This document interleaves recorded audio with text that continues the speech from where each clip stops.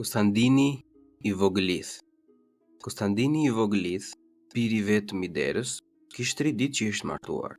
Si shkuan këto 3 ditë me nusen të re, i ardhi kartë nga mbreti të shkonte në ushtri në dhe të largët. Me të marrë kartën, Konstantini shkoi te dhoma e të të sëmës, i u fal, i puthi dorën dhe u lypi uratën. Pastaj i vajti së bukurës. Hoqi dhe i dha unazën e gishtit dhe i tha: "Nëm timen, o zonja ime, se mua më thret mbreti në ushtri në vend të largët që të luftoj 9 vjet. Po të shkoj në 9 vjet e 9 ditë dhe unë të mos kthehem, ti vash mos prit më shumë. Martohu."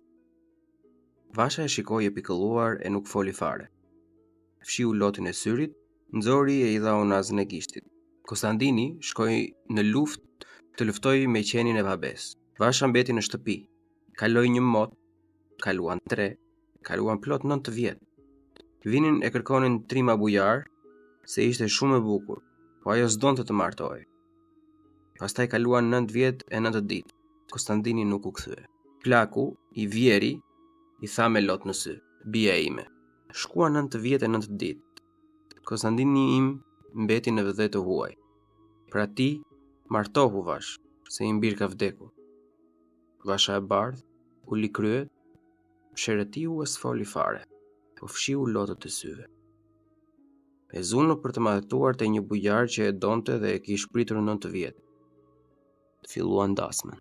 Ndaj të gdhir, në dhe të huaj në ushtrit të mbretit, Konstantini pa një ëndër shumë të frikshme që i trembi gjumin.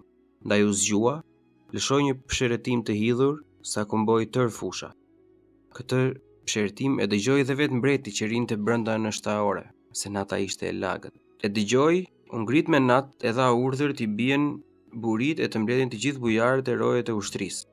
I vuri gjithë në rreth dhe i pyeti: "Më thoni të vërtetën, o ushtarët e mi, kush psheretiu aq fort sot në mesnatë?" Të gjithë dëgjuan, po nuk u përgjigjen. U përgjigj vetëm Konstantini: "Unë i mjeri psheretiva, o mbret."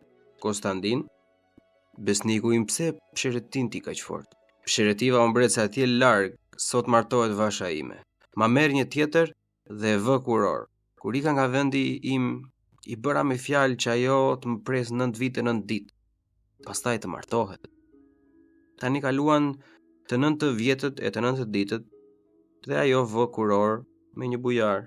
"Konstantin, o bir," i thot mbreti, "shko në grashtet e mia, e zidh vet një kal, cilin të duash, merr atë të zinën si ulliri, merr atë të bardhin si të bora, apo atë të pikëluarin si gjarpri. Hypi shpejt e ktheu në vendin tënd. Gëzohu me vashën tënde."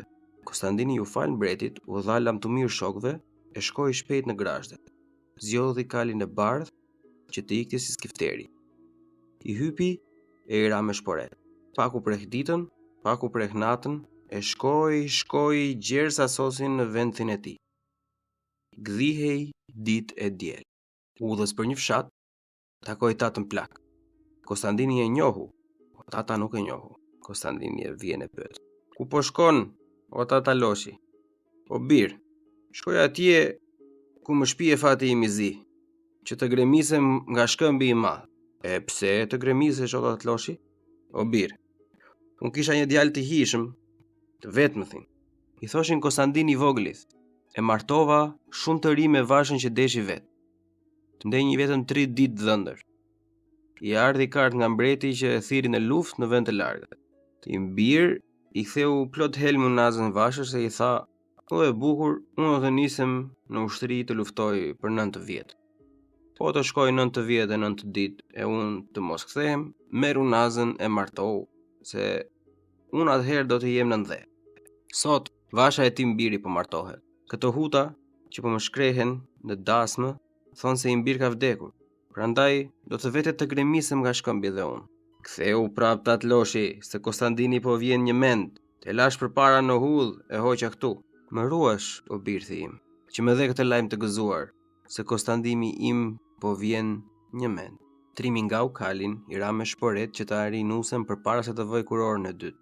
Sosin në katund, në kohën e meshës së madhe dhe hoqi drejt e dera e kishës. Atëherë, po vinte në kish nusja me dhëndrin e ri. e me të gjithë ka tundi nga pas. Trimi i zbriti kalit, nguli flamurin e tij te dera dhe u thot dasmorëve: "Mirë se ju gjej, o krush bujar. Ama doni mua nun që t'ja vë kuror kësaj nuse? Mirë se vjen o trimi huaj e i hishëm. Ne të duam nun që ti t'ja vësh kuror nuses." U hap kisha e hyn të gjithë brenda. Kur ardhi koha t'i nderonin unazën nuses me atë të dhëndërit të ri, Konstantini i vuri në gisht unazën e vet. Nusës i vanë sytë e unaza, e njohu me njëherë dhe i shpëtuan lotët e syve. I rrokullisën sumbulla faqeve të kuqe. I ran pika gjirit të bardh.